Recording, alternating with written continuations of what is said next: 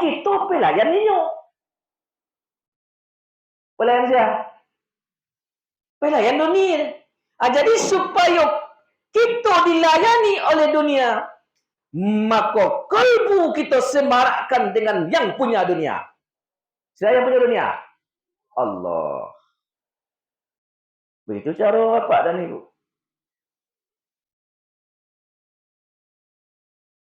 Jadi maksudnya apa? Tak kayu ini salah Bapak Ibu.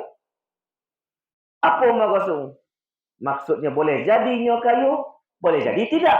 Tetapi orang-orang yang telah mereka dilayani oleh dunia merasa puas dengan apa yang telah dimiliki. Itu orang kayu sebenarnya Bapak dan Ibu. Kepuasan batin cukup muncul. Nah, itu pertama Bapak dan Ibu. Jadi Bapak dan Ibu-ibu, perjalanan Isra kita jago, Isra itu perjalanan. Jadi disuruh dalam bertebaran di muka bumi, malah mencari karunia Allah. Baca dulu. Dengan banyak mengingat Allah. Itu kata ayat deh. Itulah yang, kalau kamu tahu, itulah yang lebih baik bagimu. Jadi ketika kita bertebaran di muka bumi, poilah kok ke sawah, silakan. Poilah kok ke kantor, silakan. Poilah aktivitas sesuai dengan jabatan kita seorang-seorang. Tapi masuk karunia Allah itu kalbu dengan Allah Subhanahu wa taala. Kalbu dengan Allah. Itu kunci Bapak dan Ibu. Itu Isra. Kalaulah kalbu tadi terujuk Allah dalam kita kepada sampai kita kepada titik mi'raj. Ketika tegak di tempat solat, baru kita bisa mi'raj. Bertebaran. Ingatlah engkau kepada Allah dalam keadaan berdiri, dalam keadaan duduk, dan dalam keadaan tidur.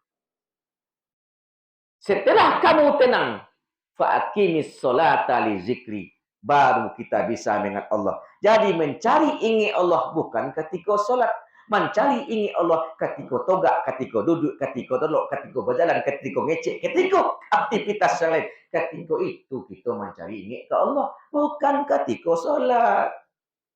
Ketika solat mengonak aja boleh. Jadi kita kan tak mau itu. Makanya Bapak dan Ibu, kita tak bisa mi'raj solat tu. Itu yang katakan Isra secara umum.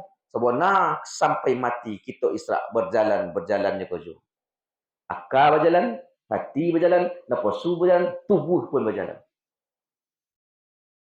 Kalau tidak ada kilometernya, kalau tidak ada alat ukurnya, tidak ada pedomannya, makalah kamari berjalan kita Bapak. Jadi pada Ibu.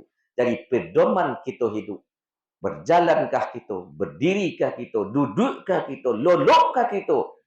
Pedoman adalah zikrullah. Itu yang pertama. Baru kita bisa Kemudian syarat Isra Mi'raj selanjutnya Bapak dan Ibu diperjalankan. Selama kita berjalan seorang.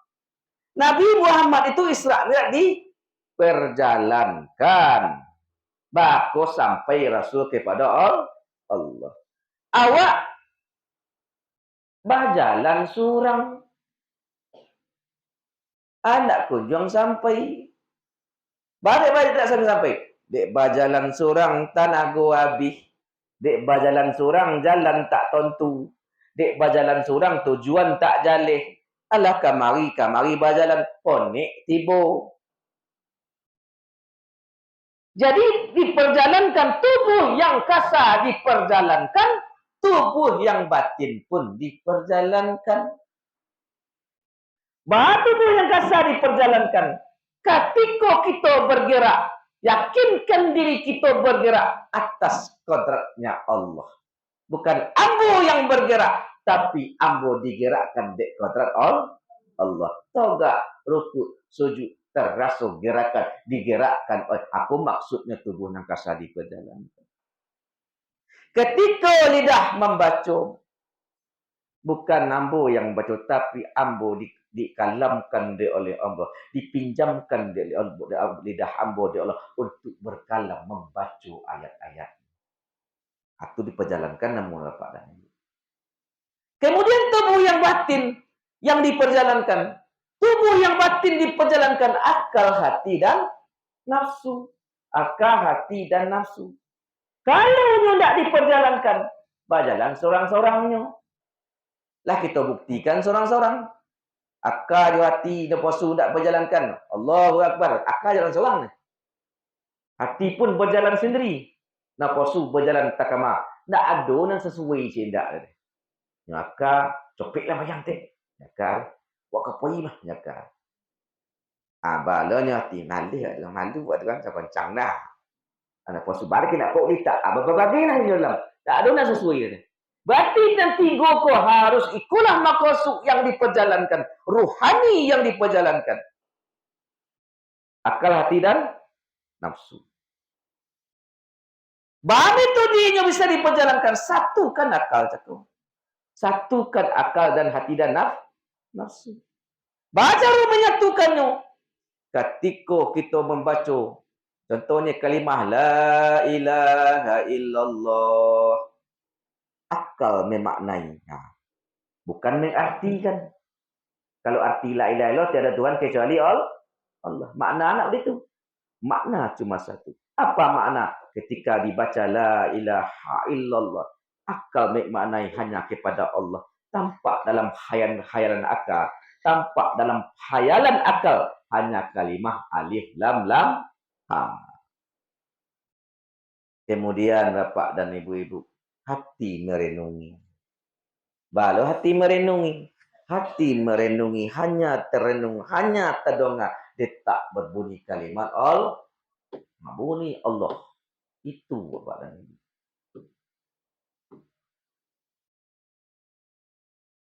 Kalau akallah terkunci dengan makna, hatilah terkunci dengan merenungi kalimat Allah. Nafsu untuk boleh. Diam je nafsu ke bapak dan ibu. Akhirnya yang ketiga ruh. Apa fungsi ruh? Ruh merasakan. Baru muncul rasa.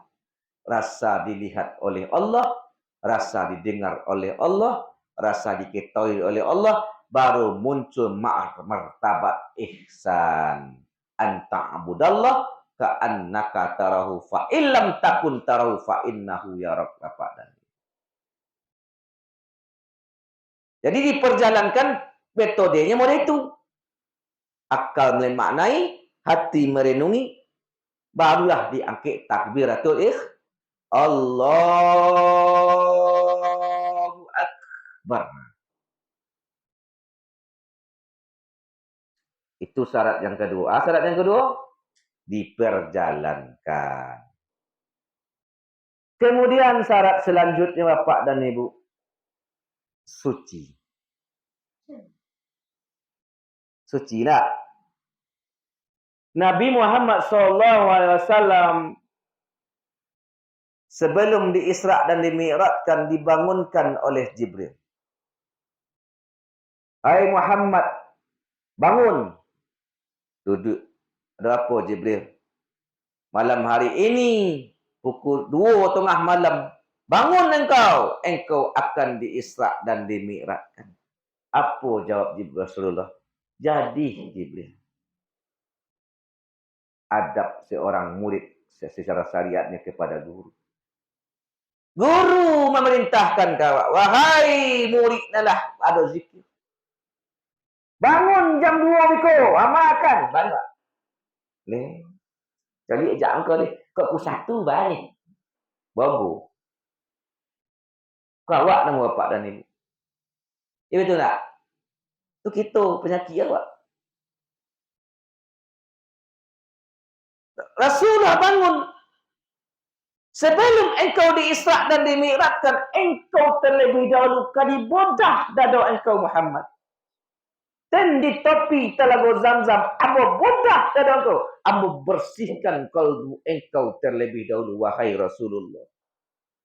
Jadi Jibril, poilah Rasulullah ke topi telaga Zamzam bersama Jibril alaihissalam. Sesampainya di situ Bapak Ibu, terjadilah pembedahan. Jua di bodah dari Jibril. Dia tunjuk. Garis lurus di bodah. Tajam tunjuk Jibril tak? Ha? Tak. Tak tunjuk Jibril tajam.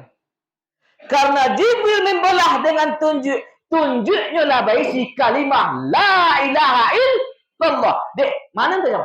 Kalau dia adur aura, kalau ada zat kalimah la ilaha illallah ditunjuk Jibril, baru Jibril bisa memudah. Kalau tak ada kalimah tu tak bisa. Tunjuk Jibril yang mudah atau kalimah. Tunjuk syariat aja Bapak dan Ibu. Dek ada kalimah la ilaha illallah, maka tabodah dari Rasulullah sallallahu alaihi wasallam. Apa yang diberasihkan dalam dada Rasul? Ada rasa apa?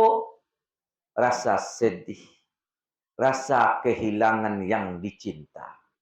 Meninggal dua orang kekasih hati beliau. Yang pertama Siti Khadijah, yang kedua paman beliau Abu Talib, orang yang sangat beliau sayangi. Sedih hati beliau Bapak dan Ibu. Jadi rasa sedih pun tak bisa dibawa menyembah Allah. Sedih kenapa? Sedih karena cinta kepada sesuatu. Dibersihkanlah rasa itu. Apa yang terkandung makna tersirat di situ kesedihan Rasulullah? Khadijah meninggal. Abu Talib meninggal. Secara syariat, orang berdua kolah sebenar secara syariat. Kenapa orang kosogan jo Rasulullah? Karena ada Khadijah jo Abu Talib. Khadijah perempuan solehah kaya raya, sangat dermawan, tanpa tebang pilih, baik orang tu tidak Islam, apapun orang Islam, kalau minta bantuan kepada Khadijah, Khadijah selalu membantu. Sehingga sogan orang jo Khadijah. Abu Talib, seorang laki-laki perkasa, pemberani, sehingga orang yang kuat di kota Mekah ketika itu, maka takut orang di Abu Talib kok menyinggung Rasulullah sallallahu alaihi wasallam. Dua orang kelah sesuatu tameng Rasulullah, tameng tu bona, dekingan tu bona adalah habis. Barangkali secara syariat memang sedih, memang kehilangan. Tetapi apa di situ yang tersirat? Apa kabar berita dari Allah untuk Rasulullah? Tujuannya untuk kita sebenarnya Bapak dan Ibu. Dan sebenarnya Allah berkata, wahai umat Muhammad, jangan disangkutkan oleh sayang selain daripada aku. Kalau kau sangkutkan sayang Khadijah, Khadijah meninggalkan engkau. Kalau kau sangkutkan pertolongan kepada Abu Talib, Abu Talib pun akan meninggalkan engkau. Itu buktinya. Jadi jangan disangkutkan bona, jangan disandarkan bona selain daripada aku, kata Allah. Maka sandarlah kepada aku takkan pernah meninggalkanmu, wahai Muhammad. Biarlah Khadijah tu tak poi, biarlah Abu Talib tu tak poi, kau mah ambo dan kabontinya. Begitulah kata Allah sebenarnya Bapak dan Ibu. Jadi pelajaran yang dapat kita ambil di situ Bapak Ibu, silakan cinta kepada dunia, tetapi jangan tabau amik. Tapi jangan sampai bonci ke dunia. Jangan sampai bonci ke dunia tak? Apakah engkau benci kepada dunia? Apakah engkau cinta kepada dunia? Ada tak? Iyo tak deh. Ayo bayu. Aku tidak cinta kepada dunia, tapi aku cinta kepada yang punya dunia. Itu dia. Tidak cinta kepada dunia, tapi cinta kepada yang pemilik dunia. Kalau kitalah Bapak dan Ibu bermaksud hati yang telah berpaling dari dunia, otomatis berpaling kepada Allah. Satu-satunya ciptaan Allah, dunia. Semenjak dunia diciptakan, Allah tak pernah melirik dunia itu. Sejak diciptakan. Begitu Allah tak sukuni umatku hati maduk kepada dunia Bapak dan Ibu. Jadi bapak dan ibu lah dibodah dari Rasulullah, dibersihkan sehingga hilanglah keluh kesah, hilanglah kegelisahan, muncullah ketenangan. Maka dapatlah rasa dengan Allah. Itulah kira cerita bapak dan ibu. Ditutuplah kembali dada Rasulullah oleh Jibril alaihissalam. Setelah ditutup dada Rasul, berwuduklah Rasulullah. Bertanya, termenung Rasulullah setelah itu. Mencolik Rasulullah tamonong bapak ibu. Menjadi bahan pertanyaan dek Jibril. Wahai Rasulullah, badek memonong kau. Sakit yang boleh lakukan cakup. Kau yang minta mohon hamba Rasul. Wahai Jibril, tidak ada terasa kau tidak ada hamba tentang apa yang kau lakukan cakup. Tu yang kau menungkan. Badek berlinang air mata engkau, wahai Rasul, apa yang membuat engkau sedih? Umati. Umat hamba ya Jibril. Baik, apa masalah dengan umatmu, wahai Rasulullah? Ambo kini Isra Mi'raj, perjalanan zahiriyah batiniah ambo untuk kepada Allah. Sebelum perjalanan itu dilakukan, ambo disucikan terlebih dahulu. Setelah ambo bersuci, tetapi disucikan pula. Nanti umatmu Isra Mi'raj pula, umatku Isra Mi'raj pula. Apa Isra Mi'raj bagi umatku? As-salatu mi'rajum bil mu'minin. Salat adalah mi'rajnya bagi orang-orang yang beriman. Salat itulah Isra Mi'raj kita Bapak Ibu. Yang hamba pikirkan, ioleh umat hamba berwudu, ioleh beristinja. Tetapi di dalam kalbunya parah ya Rasulullah. Rusak kalbu umat Musa ni. Ada munafik dalam, ada syirik, dongki, segala macam kianat. Segala macam malah hati bakari umat ambo. Tentu tak kunjung mi'raj beliau umat ambo nanti. Ya kok mi'raj tentu diberasihkan pula. Jadi ambo engkau yang membodah. Umat ambo balo nasibnya besok. Balo cara kau membersihkan kalbu. Jangan kau membodah kalbunya. Itu yang terfikir ambo wahai Jibril. Kalau seandainya tidak dibersihkan terlebih dahulu kalbu umatku, tentu takkan pernah sampai kepada Allah. Itu yang menggaduh, itu yang marusuh di ambo wahai Jibril. Maka Jibril menjawab, apa kata jawab Jibril? Wahai Rasulullah, sebelum engkau bertanya, jawapannya lah ada di ambo. Allah yang menyampaikan ke ambo jaku. Muhammad ke bertanya ikut kepada Jibril lah. Maka ikulah jawabnya, kata Jibril kepada Rasulullah sallallahu alaihi wasallam. Nanti umatmu akan dibedah puluh dahulu. Tetapi beda caranya dengan engkau. Kalau engkau dibodah, doktornya yang datang. Ambo selaku doktor. Tapi nanti di akhir zaman, umatmu yang dibodah. Bukan doktor yang mencari. Tapi umatmu yang maulah, yang ingin dibodah. Mencari doktor untuk dibodah. Siapa doktornya wahai Jibril? Al-ulama warisatul anbiya. Para ulama, para guru-guru yang menyambung dengan Rasul, dengan engkau wahai Rasul. Itu nanti yang kamu bodah. Baca runya bodah wahai Jibril. Sambo jambo. Kalimahnya tetap kalimah la ilaha illallah.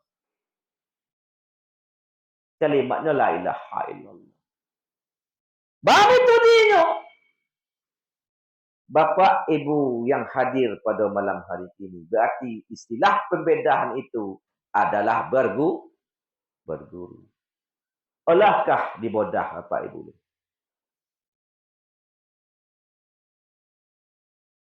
Olah.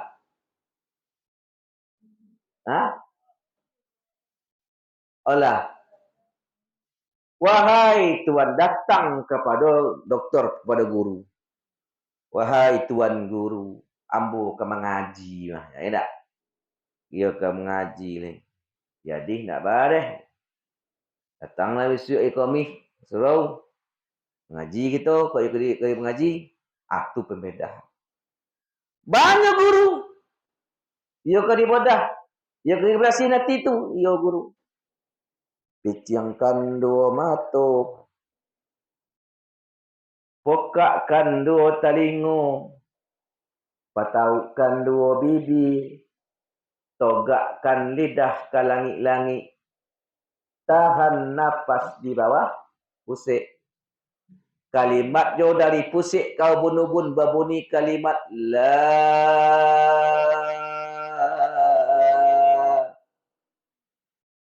Berarti sebenarnya kalimat la itu sampai kepada otak. Berarti sebenarnya kalimat la saja. Dah habis pengona, nak ada sebenar pengona akal kalau kita faham bapak dan ibu. La tidak. Berarti tak ada oleh selain daripada Allah. Betul sebenar pekosuknya. Kenapa ditarik dari pusik kau kabun-bun? Kalimat la supaya kakak apa yang sebenar? Supaya akal cakap janda fikir jo selain daripada Allah. Itu maksud. La ilah membawa ke bau kanan. Menghantam kepada hati sanubari yang betul di kalimat Allah. La ilaha illallah. La ilaha illallah. Ketika hantaman tu dihantam kalbu tadi, la ilaha illallah. Betul tak? Ha illallah, ha illallah. Dihantam kepada kalbu tu bapak dan ibu. Itu yang dibolah dek guru. Kalimat la ilaha illallah. Itu kalau kita Pak dan Ibu, itu tarikat saman, ya tak? Jadi itu pembodah. Kalau dibodah kan? Jadi setelah dibodah dari guru, kita pun membodah sebenarnya taruh. Kita taruh nama la ilaha illallah, la ilaha illallah, la ilaha illallah. Itu alat pembodah bapak dan ibu. Sehinggalah tabodah yang menanti kalimat Allah dalam diri. Ketika mata dipiciangkan cakap, telinga dipokakkan, lidah dijukitkan ke langit, bibir diberitahukan, pandangan batin tampak kalimat Allah di bawah dada sebelah tidak. Alif lam lam ha tampak di panah puluh jo kalimah la ilaha illallah. Basubuk kalimat la ilaha illallah yang dari luar dengan kalimat Allah di dalam. Baru berkecapuknya di situ ada rasa. Dikecapuk tadi menjalannya ke urik, menjalannya ke darah, menjalannya ke kulit, menjalannya ke bulu, menjalannya ke seluruh tubuh. Zuk kalimat Allah. Itu bodahnya bapak dan ibu. Jadi rasakan ketika mulai kali kita berzikir kalimat la ilaha illallah tu bapak dan ibu, makanya dibuat 3 kali model tu. La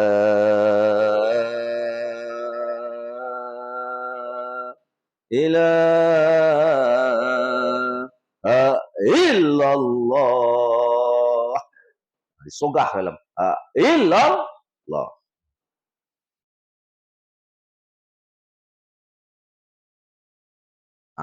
Itulah berarti ketika setelah itu dibodah dengan kalimah la ilaha illallah baru dibasuh. Apa pembasuhnya? Astaghfirullahaladzim. Astaghfirullahaladzim. Astaghfirullahaladzim.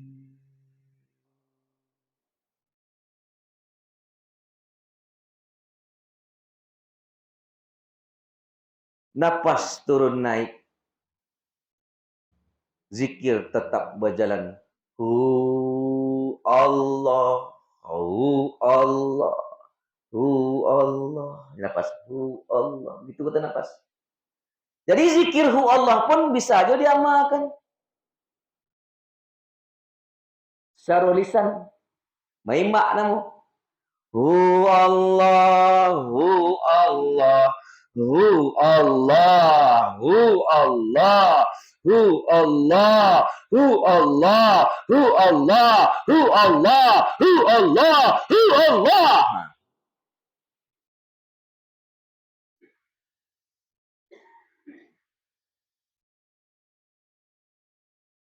Aku no itulah sebenarnya Bapak dan Ibu, malap-lap cakup.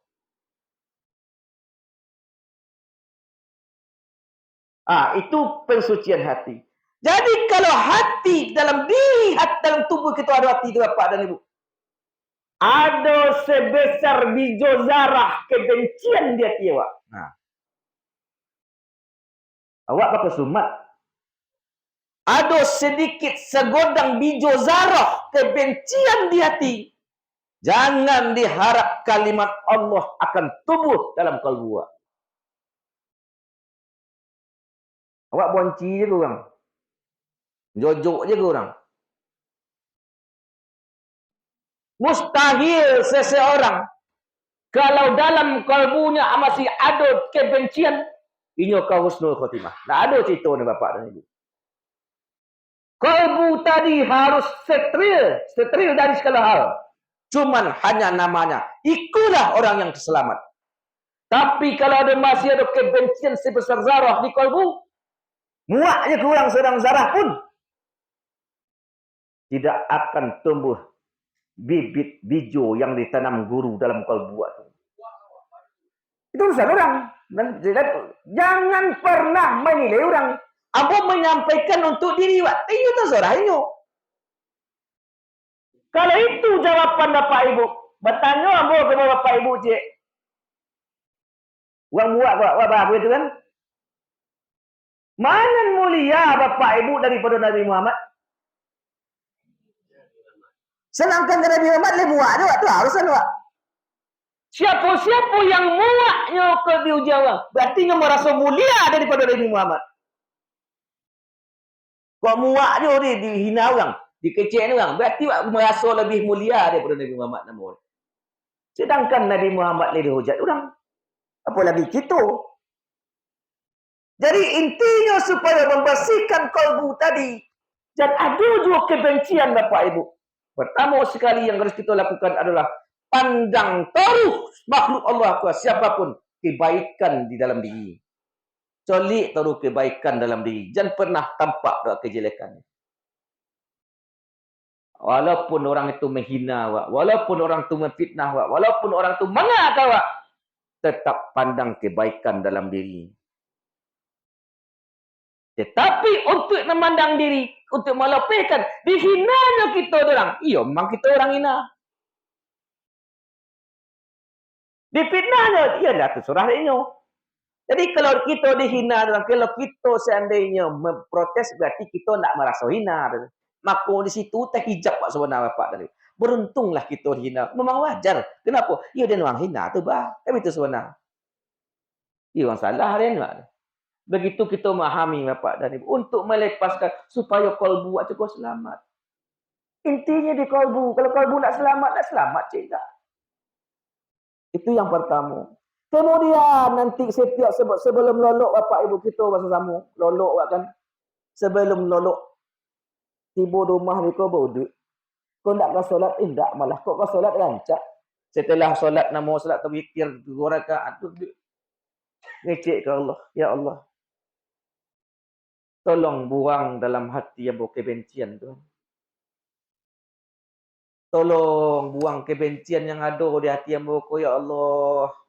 Kau tahu lawak kepada seseorang. Dan buat benci Sebut nama, tapi yang sangit tahu orang kau. Dalam hati aja. Ya Allah, tolong buang rasa benci ambo kepada sianu dah. Ya dia nak Kalau masih ada kebencian dari ambo kelolok, ambo nak kata holok dah Tuhan. Kau mati ambo dalam kebencian ku ya Allah. Dirokok tempat ambo. Tolong buang rasa kebencian kepada hati ambo. Kepada siaju. Nah, lakukan tu selang lolok. Loloklah dalam tidak ada rasa kebencian. Kalau kita tidur dalam tidak ada kebencian, membuang kebencian, Rahman Rahim muncul. Musa Allah Rasulullah kau sebut ya. Mimpi Rasulullah kau. Kenapa Rasulullah tak datang ke kebencian ni sikah marah Rasulullah ketipu. Suuzon ni sikah di malu Rasulullah ketipu. Jadi semua makhluk ingin berjumpa dengan Rasulullah secara rohani. Wadah rohani gitu yang dibaik. Kalau wadah kita lapas, Rasulullah tiba remah. Kau wadah kumuh bila Rasulullah ke di bawah situ. Jadi kita mengkondisikan diri ya wae sebenarnya. Kau ingin basuh Rasulullah, kondisikan diri kita untuk Rasulullah tu. Nah, jadi kalbu tadi yang harus kita besok. Jadi balik bapak dan ibu, amalan lain. Amalan sampai 40 kali setiap sudah sembahyang. Zikir ni. Di kalbu main ni. Apa zikirnya? Ya Rahman, Ya Rahim, Ya Rahman, Ya Rahim, Ya Rahman, Ya Rahim, Ya Rahman, Ya Rahim. Berapa?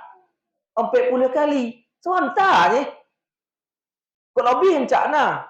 Bawah 40 kali kan? Ya Rahman. Dalam munin, Ya Rahim. Di ujung itu. Sudah. Ngeceknya kalbu, Ya Allah. Tanamkan Rahman Rahimmu dalam kalbu hamba, Ya Allah. Sehingga mu sayang kepada seluruh makhlukmu sebagaimana engkau sayang kepada seluruh makhlukmu ya Allah. Jadikan ambo perpanjangan tanganmu ya Allah untuk menyampaikan kasih sayang kepada makhlukmu. Kalau sayang jadi orang sado bedo lu ke muak. Akhirnya nak mereka kepada seluruh makhluknya pun sayang bapak dan ibu. Tapi ki perlu sudah mudah nyamuk bayangkan ibu buat. Tuk mudah nyamuk fikir itu dak tibu Rahman Rahim tu. Jadi Rahman Rahim apabila seseorang telah ada Rahman Rahim dalam kalbu bapak dan ibu, itu adalah kekasihnya Allah. Pasti kekasih Allah ada. Bapak ibu ingin menjadi kekasih Allah. Ya pakai sifat Rahman Rahim. Kasih sayang. Walaupun orang tu benci kawak. Ukuran awak sayang kepada seorang tu bukan orang tu, tapi kita sayang kepada satu karena makhluk Allah. Dilarang membenci seseorang. Dilarang iri kepada seseorang. Itu iri kepada seseorang bapak ibu. Orang tua sama kojo je nyum. Tak? Sama krojo je nyum. Tinggi pangkat boda awak. Bah iri awak tak? Awak sama masuk kojo je nyum. Sama ijazah awak. Sama kepandaian awak. Biko diangkit dek kepandaian awak. Menjadi atasan awak. Iri tak? Iyo kan? Kalau ada sifat iri dalam hati, orang yang iri itu sebenarnya, hakikatnya, inyo telah menghina Allah. Inyo menganggap Allah cakap sosik. Anggap Allah tu sosik. Ibarat orang mengirim paket. Paket dikirimkan. Paket yang banyak Shopee dah. Kan tak pernah sosik. Paket. Apalagi Allah tak pernah sosik. Allah tak pernah sosik nagi rezeki tu. Allah tak pernah sosik nagi nasib doh. Pajar dia ndak. Dia semua-semua sembahyangnya, semua-semua suluknya, semua-semua zikir. Pajar pe kelipah dia ndak tu contohnya bapak kau lahir berarti sosik Allahnya pak. Aku nan bayo. Berarti kita menuduh Allah salah. Aku bayo iri ya. Jadi iri ni. Hakikatnya kita menuduh Allah salah kirim. Buat penyakit ni tapi orang sonang buat sama-sama bama je ni tahu kan. Dia alat doku kaki ente yo. Jangan sampai iri tu bapak dan ibu. Buanglah itu. Kalau kita ada iri, berarti sebenarnya kita telah mengatakan Allah tu salah. Salah kirim tu maksudnya. Buang penyakit itu. Jadi selanjutnya bapak ibu-ibu, di kalbu kot intinya, di kalbukulah segala macam mulai permasalahan. Di kalbuku pululah awal kebaikan. Jadi kalau kalbu selamat, ada nama Allah. Kalau kalbu tak selamat, tak ada nama Allah, Bapak dan Ibu. Jadi ikulah yang disucikan sebenarnya. Jadi Bapak dan Ibu-ibu, syarat yang kedua apa? Disucikan. Qad aflaha man tazakka. Sungguh beruntung orang yang mensucikan diri. Kalau kita mensucikan diri beruntung. Ile beruntung nak? Kalau dapat untungnya. Untungnya apa? Untungnya disucikan.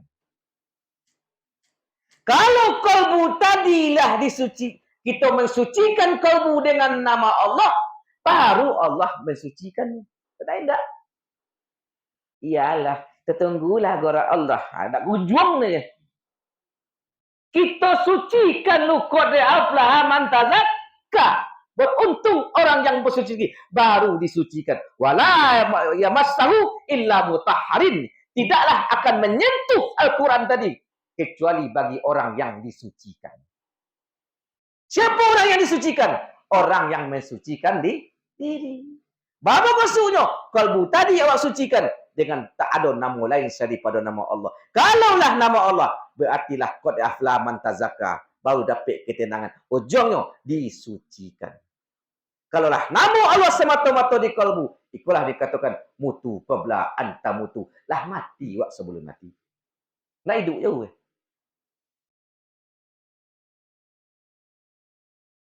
Lepas Bapak Ibu nak? Jadi syarat yang kedua disucikan. Itulah inti Bapak dan Ibu-ibu. Ayolah pukul 10. Ya tak? Jadi Bapak Ibu, itulah yang bisa saya sampaikan 2 poin tadi. Mari kita bersama-sama kita ambil intisari daripada Isra' Mi'raj tu Bapak dan Ibu-ibu. Betul-betullah kita tidak boleh menjadi orang yang mi'raj, orang yang sampai kepada Allah Subhanahu wa taala. Latihanlah zikir tadi kalimah la ilaha illallah. Buik dah buat Bapak dan Ibu. Hantam ke mana-mana hantam. La ilaha illallah. Betul tak? Otak dia yakin. Dengan kita pandang jalan tadi. La ilaha illallah. Jadi Bapak Ibu-ibu, itulah kajian kita pada malam ini. Mudah-mudahan kita diberkati oleh Allah di bulan Rajab. Kita diberkati di bulan Sya'ban. Dan bertemu dengan bulan Ramadan Bapak dan Ibu-ibu. Kalau bertemu nanti di bulan Ramadan, jadikan Ramadan itu tempe kita bercocok tanam. Karena tanah subur itu ketika itu sebenar-benar subur, kita habiskan masa untuk bercocok tanam untuk hari akhirat kita bersama-sama Bapak dan Ibu. Yang insya-Allah akan diberikan oleh Allah panen yang berlipat ganda. Terima kasih atas perhatian Bapak Ibu. Mohon maaf atas segala kekilapan yang mungkin terjadi pada lidah yang tak bertulang Bapak Ibu. Semoga yang salah dimaafkan oleh Allah Subhanahu wa taala, diampuni oleh Allah. Semoga yang baik dapat kita ambil hikmahnya bersama-sama dan kita bawa dipetungkik pada siang hari, ke bantah topik malam hari. Kita bawa kita jadi hidup, jadi pertompangan hidup dia kita untuk menempuh ajar berpulang ke rahmatullah. Usikum wa nasibi taqwallah. Assalamualaikum warahmatullahi